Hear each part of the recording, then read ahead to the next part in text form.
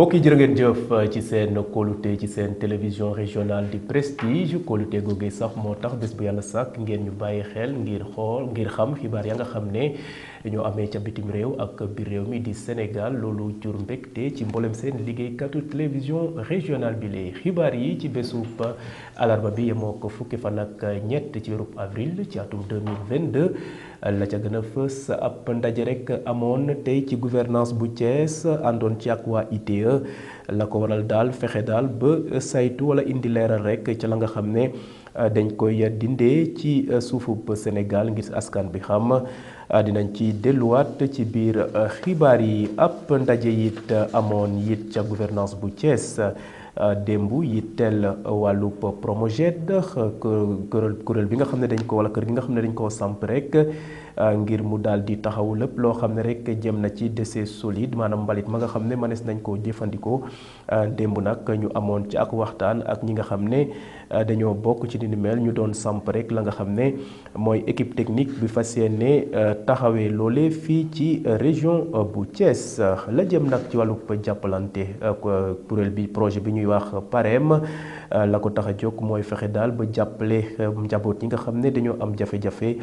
ngir mënal seen bopp ba démb nag ñu nga doon amal waxtaan xool ana yan anam la ñuy jàppale njaboot yooyu xibaar yi nga xam ne moo yitteel wàllub bitim réew ak wàllub tàggat yaram moo fas yéene ndarkeppe xabaar yi ci seen télévision régionale di prestige mbokk yi ñu rafetlu seen kóolute su ne saa ñu daal di xuus yaatal.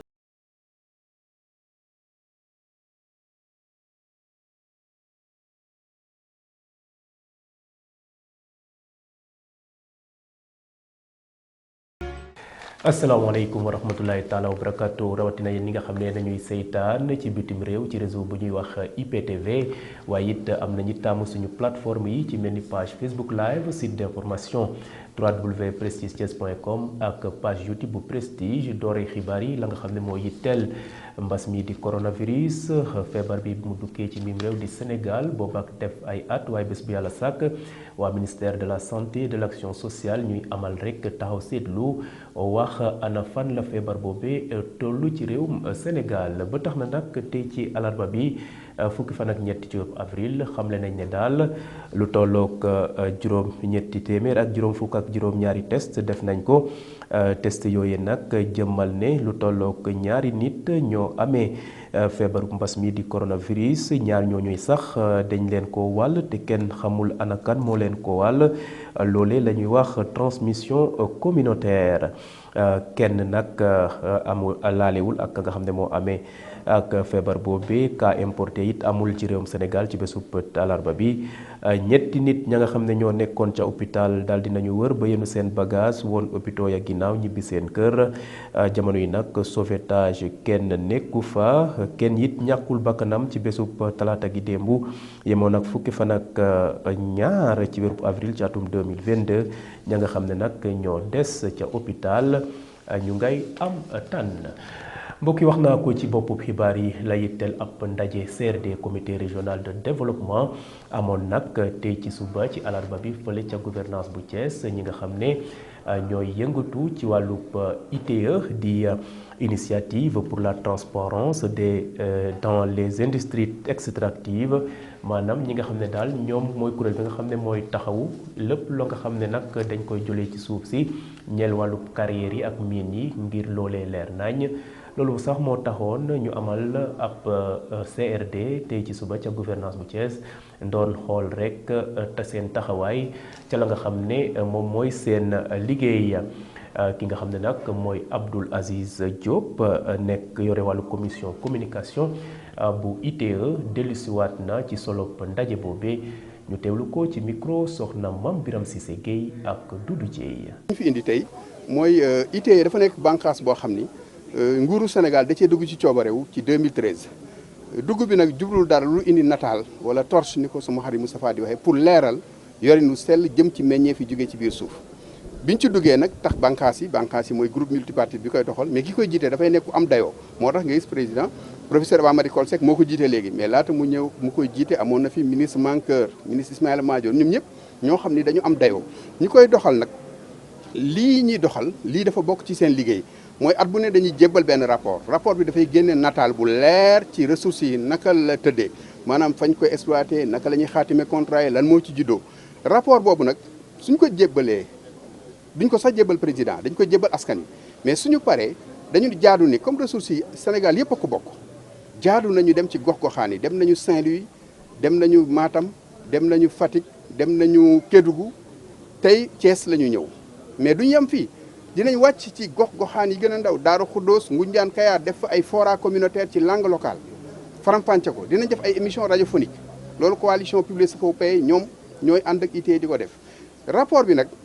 comme des nag ba léegi ca mbirub CRD boobee ndaje ba nag nee nañu amoon na solo lool ndax day tax ba nit ñi daal xam ana lan moo leen ëlëmoon ca la nga xam ne mooy yitteel mbirub ITIE ka wax ni mel mooy Alioune Badara Gueye moom mooy secrétaire permanent adjoint bu ITIE moo yëkkati kàddu dénk ko soxna Mame Birame Cissé Gueye ak Doudou Thieye. tey de li ñuy dajale mooy li nga xam ne moom mooy rapport ITIE 2020 bi ñu doon jébbal li nga xam ne mooy waa Thiès bu ñu xayma li nga xam ne moo jëm ci wàllu payoor yi nga xam ne moom la entreprise yi date de paye ci niveau national toll na ci lu toll ci téeméeri milliards ak juróom-ñett fukk ak li nga xam ne mooy juróom ak lu toftal li nga xam ne moom mooy li nga xam ne moo jëm ci wàllu budget état toll na ci téeméeri milliards ak juróom-benn fukk ak juróom-ñaar yoo xam ne dugg na ci gaf ak état muy budget bu ñu xoolee région minière Thiès entreprise yi nga xam ne ñoo nekk ci wàllu Thiès ñoom dugal nañ lu toll ci juróom-benn fukki milliards ak juróom-benn ci li nga xam ne moom mooy gaf ak état kon wane na ne Thiès entreprise yi fi nekk am nañ doole yoo xam ne ci wàllu secteur bi boo xam ne lu jar a bàyyi xel la waaye li nga xam ne moom lañ ci toftal mooy li jëm ci wàllu njënd ak jaay bi nga xam ne moom la entreprise yi di jëflante ak li nga xam ne mooy li ñu duppee sous-traitant ak fournisseurs yi bu ñu xooy xayma ci niveau national toll na ci junni milliards ak téeméer ak fukk ak juróom-benn muy 1116 milliards ci loolee am na ñetti téeméer milliards ak juróom-ñeent fukk ak ñaar yoo xam ne entreprise yi nekk ci biir Thiès ñoom ñoo ko jéggal li nga xam ne moom mooy seen fournisseurs yooyee ak seen sous-traitant yi.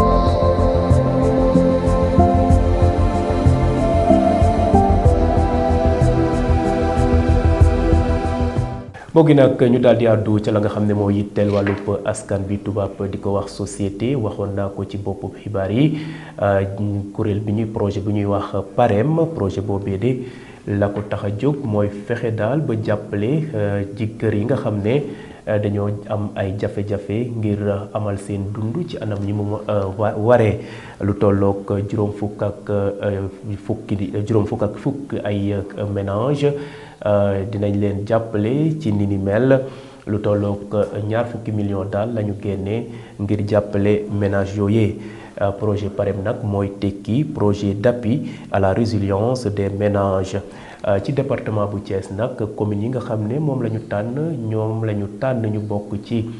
projet boobee mooy commune Fandène Ndiayène Sirakh ak fi nga xam ne mooy commune bu Thiès Nord. ndaje bi nag mu ngi amee woon démb fii ci Thiès ki nga xam ne nag moom mooy coordonnatrice su PAREM di soxna Awa Wade Sow dellusiwaat na ci njëriñu projet boobu ñu teewlu ko. il fallait que ñu aider leen ci biir seen liggéey ndax liggéey bi sax léegi boo ko gisee nii ci impact bi léegi lay gën a tar ndax il faut nga dem ba ay ñaari weer ñetti weer ñeenti weer nga xam ni yëf yi dafay gën a metti ci loolu ngay gis ni ci borom kër yi ménage yi jigéen ñi ñoo fa nekk di kër yi di mottali dépense yi looloo taxoon gouvernement italien ñëw dimbali gouvernement sénégalais teg projet boobu ci biir Sénégal projet boobu nag dafa nekk ci 20 communes ci biir Sénégal ci biir communes yooyu nag nekk ci 5 région bi ci biir région yooyu nekk ci biir région de Thiès nag dafa nekk ci 3 départements yépp biir département de Thiès mu nekk fi 3 communes commune de Thiès Nord commune de Fandène ak commune de Ndiayène Sirakh biir commune de département de Tivaouane mu nekk commune de Pekes ak commune de Morolan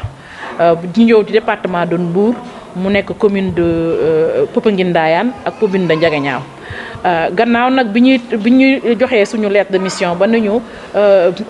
ministre Ndeye Saly Diop Dieng lancé ko dañu waxoon ñu dem ci biir communes yi pour jéem a travailler identifier ménages yi nga xam ne moom la ñu waroon liggéeyee. ñu tànn ko ci tànn bu leer tànn bu transparent ci biir loolu tamit bu ñu ko tànnee ba pare 250 yi comme dafa tombé woon na période de Covid ñu ni nañ leen def réseau mais réseau bi nag mënuñu woon ñëw ñoom ñëpp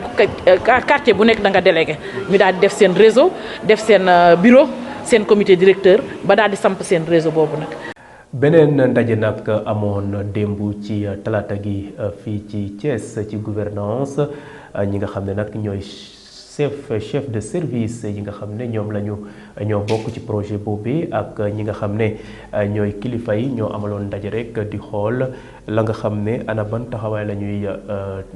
teg seen tànk ngir gën a jëmmal projet bu ñuy wax Promojet te li ko tax a jóg daal fexe ba la jëm ci wàllu déchets solides maanaam mbalit yooyu ñu xool ana nañ lañ koy jëlaatee ngir daal fexe ba askan bi di ko jariñoo ci yeneen anam loolee nag moo tax projet boobee jóg ñu amaloon nag waxtaan bu am solo fii ci gouvernance bu Thiès. Ibrahima Diagne directeur général bu Promed yëkkati ay kàddu dénk ko ba léegi soxna Mame Birame Cissé Gueye ak Doudou Dieye. Comité technique régional bu concerné région de Thiès mu ñëw tolof donc si li déjà amoon muy installation comité pilotage projet mais aussi comité technique national projet bi donc fi ñu toll si wàllum doxalin bi dañoo bëgg effectivement échelle bu nekk mu am benn organe de coordination de gouvernance donc moo tax gouverneur de la région de Thiès bi nga xam ñoo ngi koy nuyu di ko sant di ko gërëm aussi tamit mu mettre en place tey le comité technique régional suñu jógee si lii dañ ànd ak communes yi pour que chaque commune mën a mettre en place aussi son comité technique local bi nga xam ni mooy dajale ñi nga xam ni ñooy yëngatu si biir communes yi parce que li ñu si bëgg mooy ku nekk mën a dugal sa loxo si liggéey bi. donc projet bi Promojet dafa essentiellement nekk projet infrastructure parce que comme ni nga xam ne fii Sénégal actuellement amuñu benn infrastructure aux normes donc mbalit yëpp dañ koy jàll rek si ay sën. moo tax état du Sénégal si njiitalu président de la République mu mobiliser ressource bu am solo lu toll 206 milliards pour investir si infrastructure mais infrastructure pour nga taxawal il faut nga am site. moo tax ñu solliciter les maires pour que maire bu nekk si sa pàcc nga mën a proposer ay sites yi nga xam foofu nañu mën a def infrastructure yu nekk lay doon donc en fonction de chaîne de valeur bi donc dina am infrastructure yoo xam si quartier yi lay nekk am infrastructure yoo xam day nekk à l'échelle communale am infrastructure yoo xam day nekk à l'échelle départementale am na ay infrastructure yoo xam day nekk à l'échelle régionale donc Thiès dina am 76 infrastructures yu ñu fa war a taxawal donc loolu yëpp mu nekk si lu toll ak téeméeri milliards de francs CFA bi nga xam ni que Promojet dina ko def fii si région de Thiès. donc tey taxawal nañ comité technique régional mais en plus comité technique régional bi dañ créé si biir ay groupe de travail parce que comité technique bi yaatu na ba nga xam mën ñu réunir tout le temps ñaari yoon nañu réunir par at mais si diggante ñaari réunion groupe de travail dañ liggéey donc ñoom ñooy def réflexion bi ñoom ñooy xalaat ñooy tënk ñooy proposer ñu taxawal ñeenti groupe de travail bi si jiitu day liggéey si wàllum foncier donc xam ngeen ki 76 infrastructures fu ñu koy tabax ça veut dire que le besoin foncier dafa yaatu. ay kilifa yu bëri nag teewoon nañu ci ndaje boobu rawatina mairie nga xam ne ñoom ñoo nekk ci gox bi nga xam ne projet boobu dafay faral di yëngatu Yves Lamine Ciss maire commune bu Morolan moom nag nee na ba muy teel la ñu soog a commencé rek bàyyee xel la nga xam ne moo yitteel wàllu mbalit ba tax na nag projet bi wares na leen taxawu bu baax a baax jàppale leen ba la nga xam ne moom lañ ca soobu ñu gën cee gis seen bopp ndax seen commune boobu commune bu rafet la su nawet jotee ba tax na nag wares nañ leen bàyyi xel Yves Lamine Ciss maire Morolan moo wax ni mel ñu teewlu ko ci micro soxna Mame Birame Cissé Gueye ak Doudou Dieye. waaw ñu ngi sant yàlla mais gërëm gouverneur u Thiès mi xam ni daf ñu woo fii tey ndaje pour benn programme bu xam ni dañ ko lancé woon te Mbëbës man mii sax demoon naa fa mais programme boobu dañu ñëwoon tey pour taxawal kuréel bu koy saytu biir région de Thiès loolu lu rëy la te gis nañu ni département yi ñëw nañu mais surtout maire yi ñëw nañu ak doole kon vraiment loolu dafa tekki nii wàllu mbalit dafa soxal maire yi donc ñu ngi ñaan yàlla di aussi féliciter président Macky Sall pour que projet bi réussir ndax président Macky Sall moo initié programme bi ñu am yaakaar ni Sénégal bu ñu nekk nii dëkk booy dem li lay teertu mooy mbalit mi ñu ñaan yàlla vraiment programme bi indi lu bees maanaam boo duggee ci dëkk léegi vraiment mu bañ a am mbalit te dëkk bi set wicc defe naa nit yi sax ñu ngi def effort di setal seen kër yi di setal mbedd yi waaye lii des mooy setal lii wër dëkk yi en général bu ñu setalee kër yi ba pare ñu setal mbedd yi dañ koy sànni ci biir gannaaw kër yi te loolu day indi jafe-jafe bu rëy ci wàllu set parce que bu dee kër yi set na gannaaw kër yi setul maanaam mu ngi kër yi setul kon ñu ñaan yàlla en tout cas programme bu ñu fi lancé tey yàlla def en tout cas ñu am résultat yi gën maanaam mooy Sénégal nekk dëkk bu set comme ni ko président Macky Sall. waaw lii dina amal njëriñ Morlan trop parce que Morlan déjà jëloon na ay initiative ci côté boobu Morlan amoon nañu benn projet ak balaa sax GIZ di ñëw daan nañu jënd chaque année ay râteau ay en tout cas matériel yoo xam ni pour jàppale jigéen ñi ak ndaw yi pour nettoyer dëkk bi daan nañ ko def at bu jot GIZ ñëw gën ñu jàppale mu taxawal ñu vraiment ñu fexe ba créer benn unité de gestion des ordures ménagères maanaam kuréelu ndaw yoo xam ni dañ ko taxawal pour ñoom ñuy setal dëkk bi.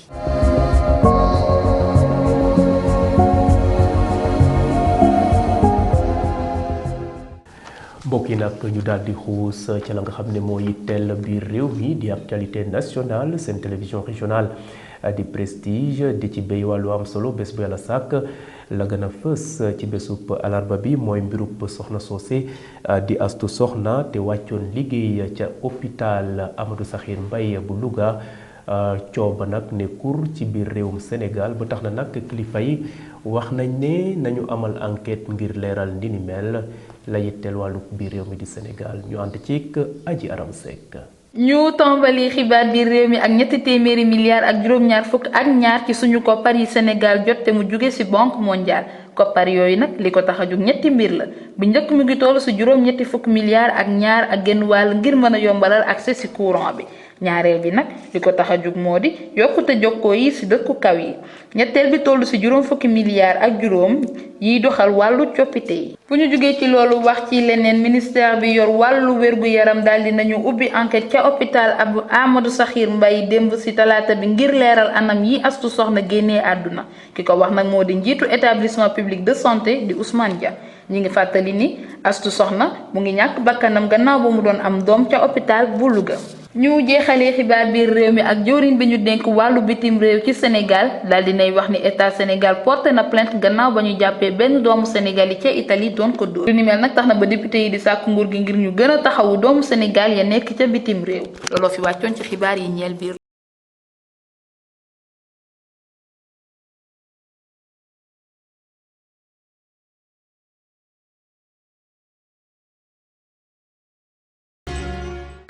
bakk boobee mbokk yi di jëmmal la nga xam ne moo yitteel wàllub bitim réew yeneen réew yooyee bés bu yàlla sàkk it Prestige TV di ca def gëstu ngir mën a dëgtal askan bi rek la ca gën a fës soxna Ramatoulaye Cissé ci alarba bi wax na ne foofee ca Ukraine organisation des Nations Unies di ONU mu ngay wax rek ne nañu amal ab l'enquête jëmale ko ci ñaawteef yi nga xam ne soldaaru russe yi ñu ngi koy def ginnaaw bu ñu dooree guerre ba foofee ca réew Ukraine xibaaru bitim réew Ramatoulaye Cissé. ñu tàmbali xibaar bitim réew yi foofee ci république démocratique bu Congo ci lu ëpp fanweeri doomu aadama moom lañ faat ci diggante dimanche ak lundi ci ay cong yu amoon ci ay village yu bari foofee ca province bu Ituri. ADF nag di ab groupe armé bu jóge foofee ci Ouganda ñoom daal lañ soupçonné dëkk boobee nag violence groupe armé yi sonal na leen loolu cong yooyee nag depuis ñaar fukki at ak juróom ñoo ngi ko fay amal mu nekk nag ay cong yu métti yoo xamante ne ay doomu aadama yu bari faatu nañ ci. Union européenne daal dina arrêté mission de formation wu entraînement wu armée ak garde nationale bu réewum Mali waaye teewul dina resté foofee ca Sahel ak réew yi nga xamante ne ñoo ko wër ki xamle loolu mooy chef diplomatie européenne bi ministre allemande bu affaires étrangères moom it nee na dina retirer force allemande yu nekk foofee ca réewum Mali. jeexali xibaari bitim réew yi ak guerre bi dox ci diggante Ukraine ak Russie ginnaaw bu cour pénal international daal di lancé ab enquête ci lu soxal violence sexuelle yi nga xamante ne moom lañ jiiñ armée russe ni da koy amal foofee ci Ukraine ay responsable yu waa ONU ñoom tamit ñoo ngi réclamer ngir ñu amal ay enquête indépendante ay témoignages yu ay médias ak it ay ONG amal wane na ni dañuy utiliser tamit viol bi comme arme de guerre mbokk yi tey lii moo nekkoon seeni xibaar bitim réew